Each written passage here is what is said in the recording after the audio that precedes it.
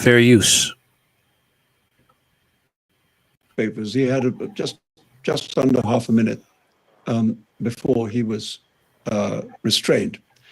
Half a minute with a knife, you can do a lot. And I mean, I keep trying to count the number of injuries and I keep getting different results, but I think somewhere around 14, 15 different injuries to different parts of my body. Obviously, the most serious being the wound to the eye. But fortunately, he missed a lot of places which would have been immediately fatal. Like, although there was a big cut across my neck, he didn't get the artery. And although there were 3 injuries to my torso, he didn't reach the heart. And so, in that sense, that was that was a piece of good fortune in the middle of a very unpleasant experience. Did you at any point, I mean, I know you've spoken about being conscious and then half conscious. Did you at any point feel like, yes, this is the moment that I'm facing death? Yes, I quite clearly thought that. I was aware of lying on the floor in a quite substantial lake of blood, and it would have been foolish not to think so. And I clearly remember thinking that this was about to be the end, and unfortunately, I was wrong. You've often spoken about, or you have spoken about, not wanting to be defined by this fatwa that was issued so long ago and living your life based on that, and that's why you were so freely operating without security. Have you now been forced back into that kind of security bubble? I mean, not completely, but somewhat. Yeah. I mean, I think now we have to be more careful than before, and so. Yeah, I don't want to talk about details of security on television, but we're aware of it, and we have arranged for security, which we use when it seems sensible. I want to ask you about the issue of fanaticism, extremism. I mean, how do we contend with it? Especially in such a polarized world. Well, you contend with it by not giving into it, many fanatical groups in the Islamic world are the people they oppress most are other Muslims. That's what. For those of you who don't know, this is Salman Rushdie. In the 1980s, he wrote a book exposing the satanic verses within Islam, and the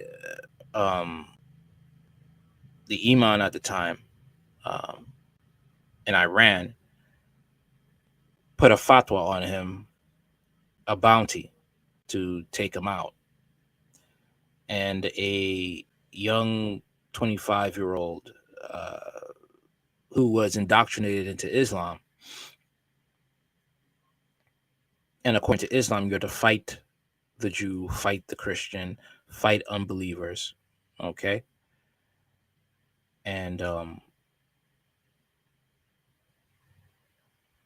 you're allowed to take people out who are against your religion, okay? And Islam is also an oppressive cult that if you want to leave, you risk your life, okay? You could ask anybody who used to be a former Muslim, and they will tell you they can't even go back to their homeland because once they find out people find out you left the faith, you risk being deleted by not only, Muslims, but just, your own family who are Muslims as well. Okay. And this is what they have to deal with because these are the teachings of Muhammad. What's certainly true about the rule of the Ayatollahs in Iran, and it's true about the rule of the Taliban in Afghanistan and so on. So the first people who are the victims of fanaticism are really members of the same faith group. So we need to act together to destroy this thing. But don't ask me how. I'm just a storyteller. And that's basically it. Islam is a religion that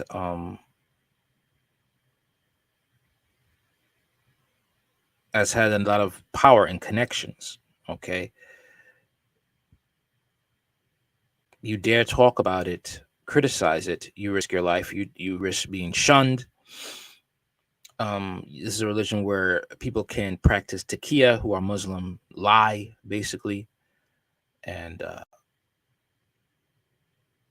tell you that, oh, no, it's a religion of peace, it's a religion of peace, or that person's lying, or Salman Rushdie was lying, or when it comes to the stabbing of Mari Emanuel, oh, it was a setup, it's all fake. Okay, this is what you're dealing with. And unfortunately, with the help of the Western European powers, Western nations that are backing Islam, it's pretty much very hard to stand up against it. And for people who want to leave Islam, it's very hard for them to leave. Okay, and expose the truth of this said religion. Okay, I remember an incident with ASAP Rocky where he was just minding his business, walking down the street, and two Arab men were harassing him, and he had to fight back. And guess who was the one who got penalized for fighting back in Sweden against two Arab Muslim attackers? ASAP Rocky. He had to spend time in a Swedish prison.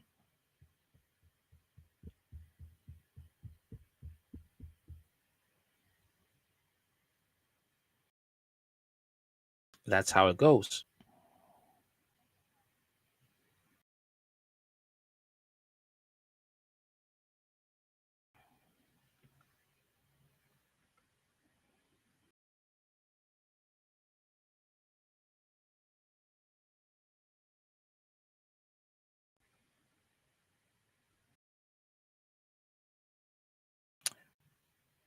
How Salman Rushdie survived the assassin. For over 3 decades, author Salman Rushdie has wondered when or if an assassin will come for him. In 1988, Iran's Ayatollah Khomeini declared his novel *The Satanic Verses* blasphemous and issued a fatwa, or Islamic ruling, calling for Rushdie's death. Even musician and convert to Islam Cat Stevens wrote the iconic tune Peace Train, was rooting for his murder, but Rushdie managed to avoid violence until the summer of 2022. August 12th, he was slated to speak in upstate New York about, ironically enough, the importance of keeping writers safe from harm. Rushdie writes in his new memoir, Knife, Meditations after an attempted murder, from Random House, and is out now. When he saw Hadi Matar, a 24-year-old extremist from New Jersey, rushing the stage, a knife in hand, and he wasn't completely surprised. His first thought, he writes, was, "So it's you. Here you are." And then, why now, after all these years? Rushdie was stabbed 13 or 14 times by his count. His injuries hospitalized him for 6 weeks, permanently damaging one hand and blinding him in one eye. His physical recovery took just a few months, but he still grappled with why. Whatever the attack was about, it wasn't about him. Satanic verses. It wasn't about the satanic verses. Rushdie writes. Martyr agreed, admitting in an interview with The Post that he'd only read a couple of pages of the novel. His reasons had more to do with Rushdie being disingenuous, which Rushdie writes in an unconvincing motive, if one were to use it in crime fiction. Lacking other answers, Rushdie imagines an interview between him and Matar, whom he refuses to name in the book, calling him only the A, short for the ass. The A doesn't have much of a defense other than a lonely life of incel brainwashing. As for the distinguished Jab, Rushdie borrows a line from the movie The Princess Bride to answer him. "You keep using that word. I do not think it means what you think it means." Rushdie gives himself the last word It is his book, after all, telling Martyr that while their lives are collided that terrible day, Rushdie has the only improved and yours has deteriorated. He writes, I was the one with the luck.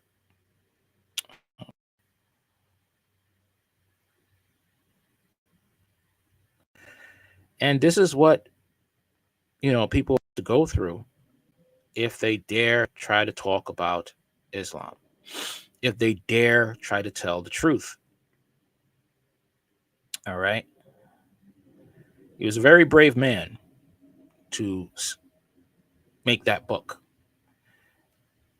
and to open people's eyes about this religion that basically says delete your enemies and delete unbelievers.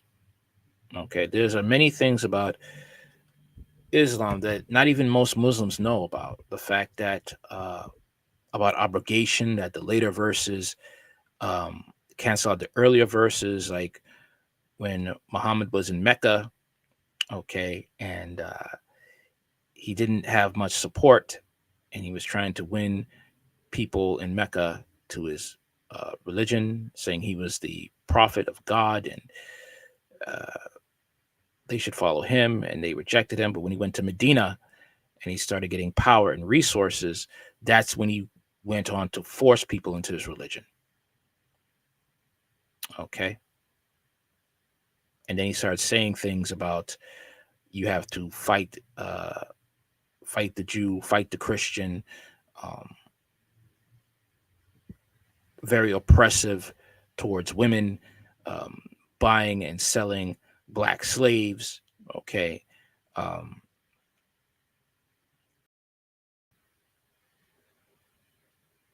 and basically the fact of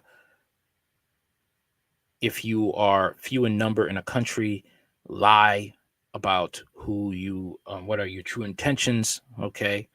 But hate your enemies in your heart. Smile in their faces, but hate your enemies within your heart until the time is right to strike back at them, okay? You have a thing called cultural jihad, which is basically um, Muslims who are willing to follow Muhammad's teachings will go to a foreign country, rise up in ranks within that foreign country's society, and change the laws that fit Islam. Okay, you can look that up. Cultural jihad. And then you got the Muslims that are just full blown jihad and they will just come up with missiles and bombs and take themselves out and take you out with you to prove a point that their religion is what you should be listening to, and all infidels will be punished. Okay. It is also a religion that says women are not intelligent and their testimony is only half of a man. They lack common sense. Okay. A woman is a tilth, that she is just something to plow, allows woman beating. It is a religion that is very archaic, very dogmatic, very oppressive. All right. The reason why I go so hard against this because of how um, this religion was used to create the Arab slave trade and how it oppresses blacks um, in the Middle East, selling them on auction blocks, having baby black children held in the hands of an Arab woman to sell in a marketplace like it's some sort of object and not a living, breathing human being. They call you Abid, which means slave. Okay. Muhammad reading the teachings of Muhammad, blacks were made for hellfire. Okay. If you want to know what a black man looks like, I'm sorry, if you want to know what Satan looks like, look at a black man. A black woman is likened unto a pandemic. Okay. These are all the teachings of Muhammad. Okay. Many will try to lie about this practice takia and try to say, oh, no, you're not, you're misinterpreting this. You're taking things out of context. No. Islam is basically the Arab version of white supremacy. That's basically what it is. To all the people who have a brain and are willing to look up the information is there. You can see for yourself documentaries and everything about that. Right. Other than that, anything else you want to know about this channel in the description box? Like, share, comment, subscribe. Peace. Just not through Islam.